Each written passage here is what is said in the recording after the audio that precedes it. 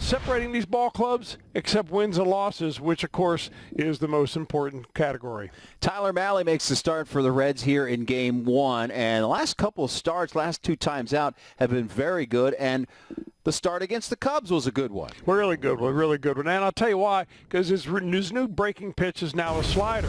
Last year he had a cutter and a curveball, and for a young pitcher it's sometimes tough to negotiate a lot of different types of pitches. He's traded in that curveball and the changeup and the cutter for a slider.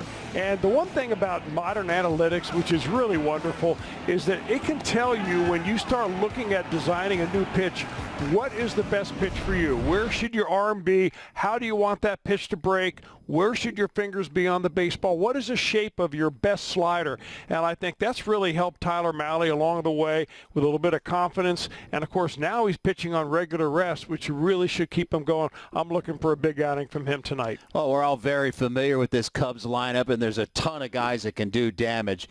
Ian Happ has been swinging one of the best bats in baseball. You know, every time you say Ian Happ or Kyle Schwarber, you're thinking, oh, no, not a Cincinnati guy. Yeah. He did go to University of Cincinnati, of course, Ian Happ, and he is on some kind of fire.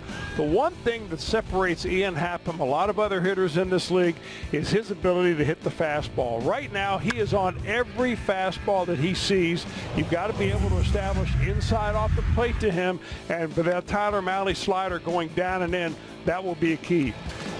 Last time the Reds saw the Cubs, there was no Chris Bryant in the lineup, out with injury, but he is back last couple of games swinging a better bat. It's been a struggle overall for him. Yeah, it has, and there are a lot of really good players out there this year that have never really gotten on track, and you don't really know why. Was it for the Reds? And here's the rest of the Reds lineup, brought to you by Jeff Weiler Automotive. Castellanos in the 2 spot, Winker batting third. He's the designated hitter. Then Suarez, Moustakas at second base. The Punisher getting the start in left field tonight.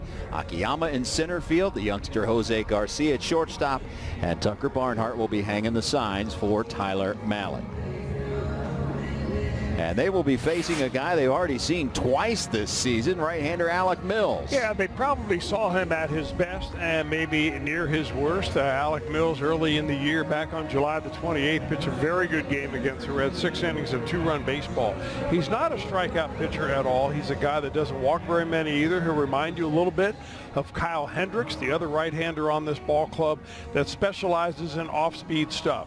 You'll see a lot of change-ups, you'll see some sliders, but you'll also see a 66-mile-an-hour curveball out of Mills tonight, and we'll see if the Reds will be patient enough at the plate to get the pitch they need to hit.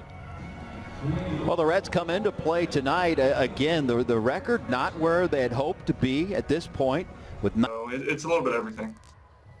Boy, confidence can go a long, long way in this game. And it really has to when you're facing a ball club for the 3rd time in 6 starts. And that's where Mahle is right now with the Cubs. So they know him, he knows them. The more you have confidence in your stuff, the less you worry about the other team. Ian Happ has been setting the world on fire. He leads Major League Baseball with a 1.079 OPS, and that's ahead of Mike Trout and Fernando Tatis Jr., to name a few. And it's amazing, really, with Ian Happ, who spent half of the season last year down.